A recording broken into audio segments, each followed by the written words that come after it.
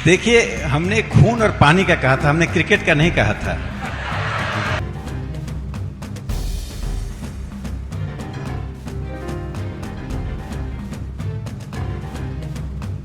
दोस्तों, BJP RSS के लोग बधाई के पात्र हैं। पूछिए कैसे? क्योंकि अब अपनी राजनीति को लुक्का छिपी के दायरे में वो रखना नहीं चाहते हैं, इस बंधन को तोड़ देना चाहते हैं। अब संघी और भाजपाइयों को जनता को बनाना पसंद आ रहा है। बनाना मतलब मूर्ख बनाना या फिर मूर्ख समझना। पिछले 11 सालों में पीएम मोदी और बीजेपी ने भले ही कुछ काम नहीं किया हो, एक काम तो लगातार किया, उसमें कोई रुकावट नहीं आई।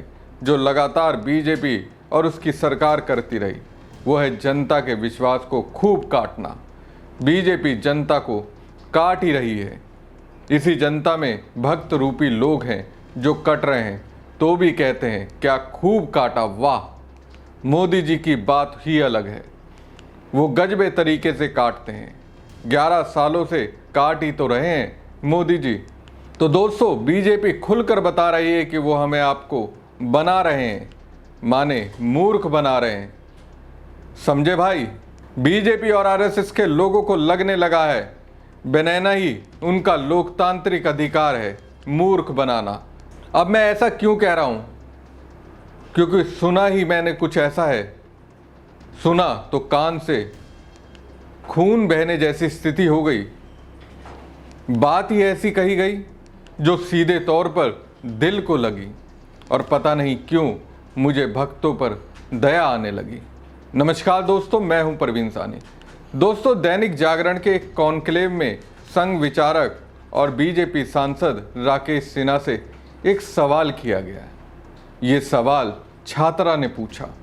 कहा कि ऑपरेशन सिंदूर के समय आप लोगों ने कहा था खून और पानी एक साथ नहीं बह सकता, तो फिर क्रिकेट क्यों खेल रहे हैं? इस पर बीजेपी सांसद राकेश सिन्हा ने कहा कि हम लोगों ने खून और पानी का कहा था, क्रिकेट का नहीं।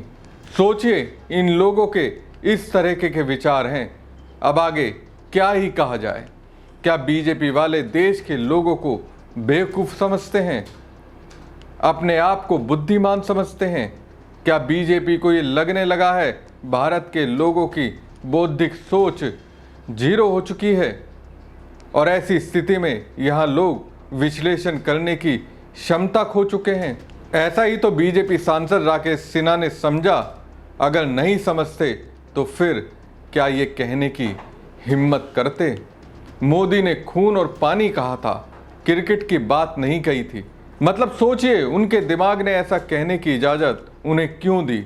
ऐसा लगता है इनको ये मोटिवेशन मोदी जी से ही मिला होगा। तभी तो सरेआम युवाओं के बीच ये कहने से नहीं हिचके, सरेआम मूर्ख बनाने लगे। हालांकि वहाँ मौजूद छात्र से लेकर सभी लोग समझ गए ये भाजपाई तो उनका ही काट रहे हैं। दोस्तों, 26 लोगों की जान ले ली गई। भारत में घुसकर भारत को चुनौती दी गई। 140 करोड़ लोगों के दिलो दिमाग में डर बढ़ाने का प्रयास किया गया। और बीजेपी सांसद संघ विचारक क्या कह रहे हैं? खून और पानी की बात कही थी, क्रिकेट की तो बात ही पीएम मोदी ने कही नहीं थी। राकेश सिन्हा को हम सबको शुक्रिया कहना चाहिए, क्योंकि उन्होंने बता दिया बीजेपी और आरएसएस देश के करोड़ों लोगों को राष्ट्रवाद के नाम पर किस तरह से बेवकूफ़ बना रही है, और हम बन भी रहे हैं। पिछले 2 लोकसभा चुनाव देख लीजिए। पीएम बनने के लिए साल 2014 में मोदी ने कहा था उनके पास 56 इंच का सीना है। देश की जनता अगर देश की कमान उन्हें सौंपेगी तो पाकिस्तान को करारा जवाब देंगे। अब अपने इसी दावे के दम पर मोदी जी देश की करोड़ों जनता के विश्वास को काट रहे हैं और प्रधानमंत्री बन गए। देश के लोगों के अंदर राष्ट्रवाद को उकसाकर वो पीएम बने। अपने पहले 5 साल के कार्यकाल में कुछ नहीं किया, बस जुमलेबाजी ही करते रहे। जनता ने मोदी के उन जुमलों को पकड़ा और जेब में भरते गए, अपनी सोच की तिजोरी में रखते गए। सपने देखते रहे ये एक दिन जमीन पर उतरेंगे और माला माल कर देंगे। लेकिन जनता तो धीरे धीरे कंगाल होती गई, उनकी जेब खाली होती गई। इसके बाद फिर 2019 लोकसभा चुनाव का दौर आया।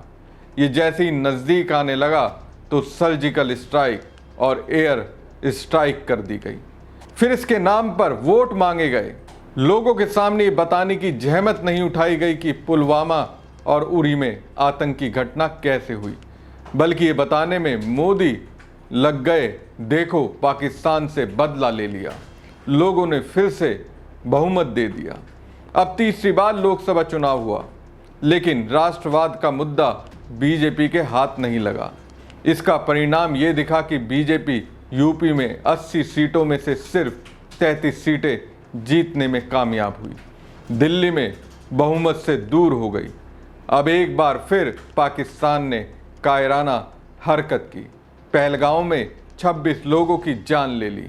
मोदी ने कहा था खून और पानी एक साथ नहीं बहेंगे।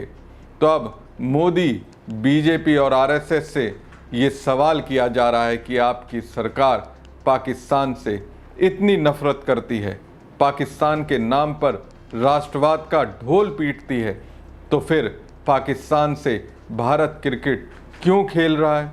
तो जवाब क्या मिलता है? क्रिकेट की बात नहीं कही थी, गजबी तरीके से खुलेआम बना रहे हैं। चलो फिर भी मान लेते हैं कि क्रिकेट की बात नहीं कही थी, इसलिए क्रिकेट भारत पाकिस्तान से खेल रहा है। तो फिर फिल्मों की भी तो बात नहीं कही थी। बॉलीवुड में पाकिस्तानी एक्टरों, गायकों की एंट्री बैन क्यों कर दी? आने दीजिएगा ना, क्यों उनके पेट पर लात मार रहे हैं? कमाने दीजिए। भारत में शाहरुख, सलमान जैसे बॉलीवुड के दिग्गज उन्हें मौका देते हैं तो आपके भक्त उन्हें ट्रोल करने लगते हैं। क्यों? उन्हें तरह तरह की गालियां देते हैं। और उस दौरान बीजेपी से लेकर आरएसएस अपने मुंह पर टेप क्यों लगा लेता है? नमस्ते सर, मेरा प्रश्न आपसे ये है कि जब ऑपरेशन सिंदूर हुआ था तो काफ़ी हाईलाइट किया था पाकिस्तानी सेलिब्रिटीज़ और उनके क्रिकेटर्स ने इंडिया के बारे में काफ़ी चीज़ें बोली थी। तब ये स्टेटमेंट काफ़ी बोली गई थी कि खून और पानी एक साथ नहीं बह सकता, खून और खेल एक साथ नहीं हो सकता। तो अब 14 को क्रिकेट मैच क्यों खेला जा रहा है पाकिस्तान के साथ? क्यों हमारे क्रिकेटर्स उनके साथ हाथ मिला रहे हैं?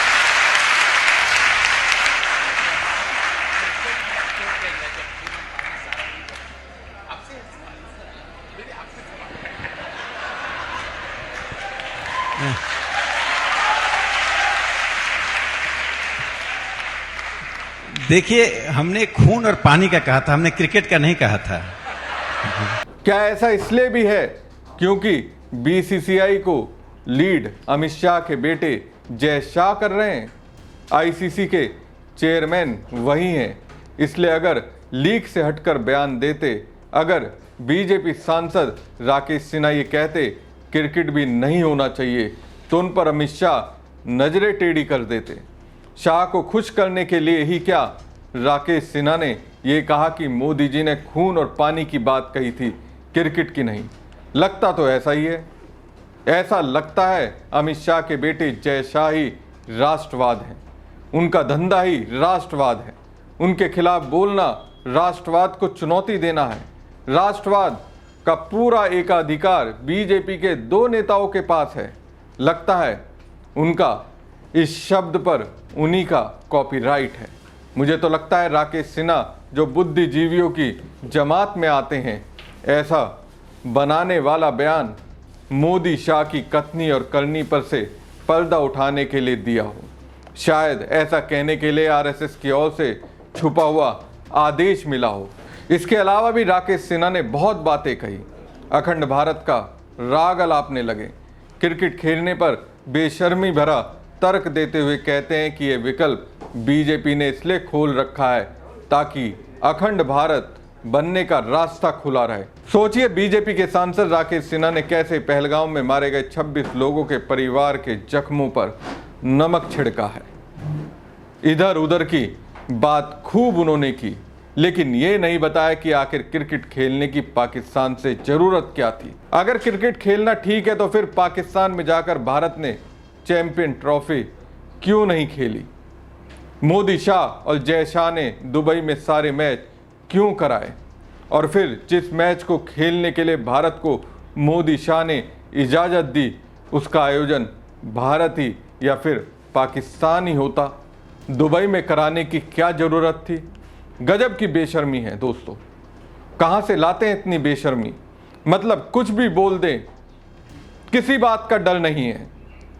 यही बात अगर विपक्ष का कोई नेता बोलता तो उन्हें पाकिस्तान समर्थक भाजपाई बताने लगते, उन्हें गिरिराज सिंह जैसे भाजपाई नेता गद्दार कहने लगते। क्या भारत का पाकिस्तान के साथ क्रिकेट खेलना गद्दारी नहीं है? और अगर गद्दारी है तो सबसे बड़ा गद्दार कौन है? अपनी राय कमेंट बॉक्स में जरूर दीजिएगा और खबर को ज़्यादा से ज़्यादा शेयर कीजिएगा। धन्यवाद। देखिए, हमने खून और पानी का कहा था, हमने क्रिकेट का नहीं कहा था।